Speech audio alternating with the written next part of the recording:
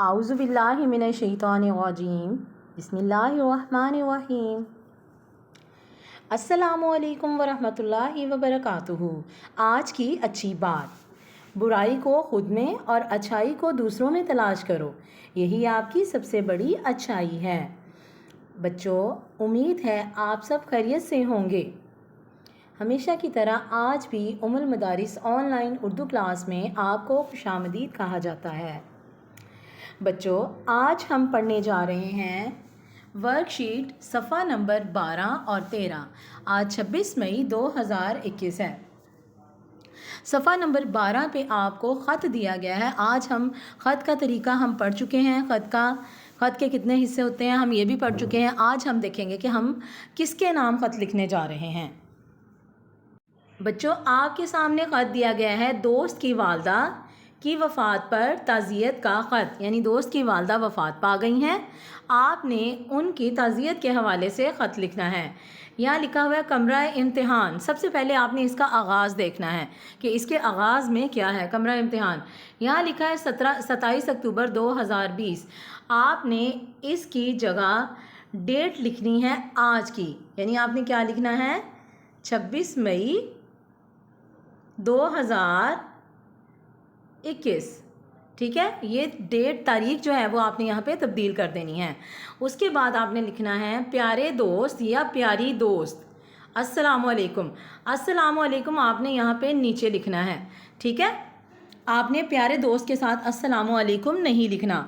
امید ہے آپ اور گھر والے بخیریت ہوں گے۔ صبح کی ڈاک سے یہ افسوسناک خبر ملی کہ آپ کی والدہ اس جہان فانی سے کوچ فرما گئی ہیں۔ انا للہ و انا الیہ راجعون۔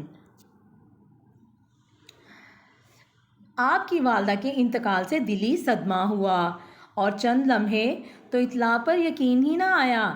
میں آپ کے اس غم میں برابر کا شریک ہوں یا برابر کی شریک ہوں۔ میں اپنے رنج و الم کو الفاظ میں بیان کرنے سے قاصر ہوں۔ آپ کی والدہ محترمہ کو اللہ تعالیٰ نے بہت سی خوبیوں سے نوازا تھا۔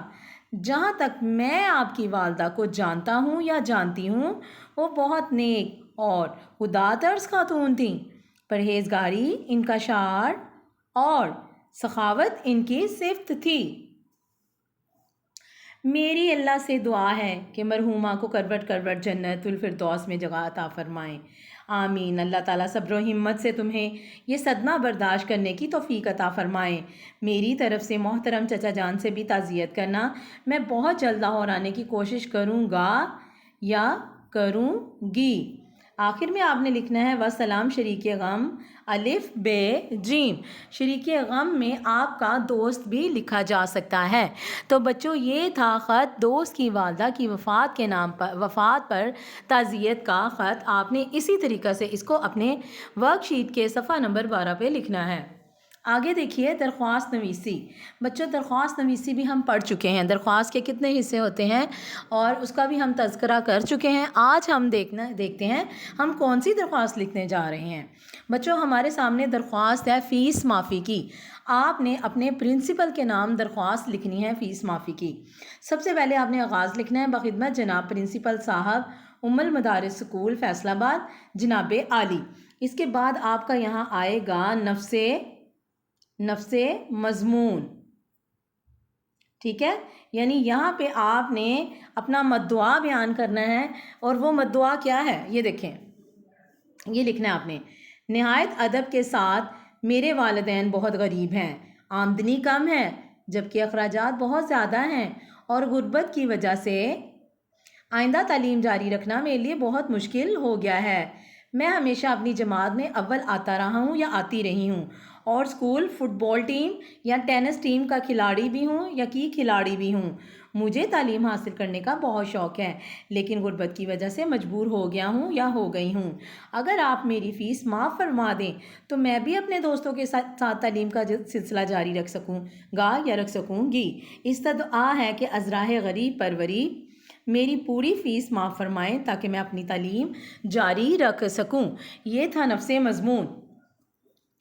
آپ نے نفس مضمون لکھ لیا۔ اب آپ نے اس کے آخر پہ آ جانا ہے، یہ لکھنا ہے ایک سائڈ پہ لیفٹ سائڈ پہ این نوازش ہوگی، الارٹس اور اس کے بعد آپ نے لکھنا ہے الف بے جیم.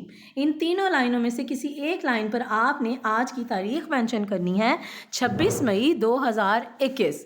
ٹھیک ہے, تو یہ تھی بچوں آج کی آپ کی درخواست. امید ہے آپ کو اچھے طریقے سے سمجھ آئی ہوگی. تو بچوں آج ہم ریویو کر لیتے ہیں کہ آج ہم نے کیا پڑھا ہے. آج ہم نے خط کیا ہے اور درخواست کی ہے. خط کیا ہے ہم نے دوست کی والدہ کے نام تعزیت کا خط, اور درخواست ہم نے کی ہے پرنسپل کے نام فیس معافی کی درخواست. اللہ تعالیٰ آپ سب کا حامی و ناصر ہو.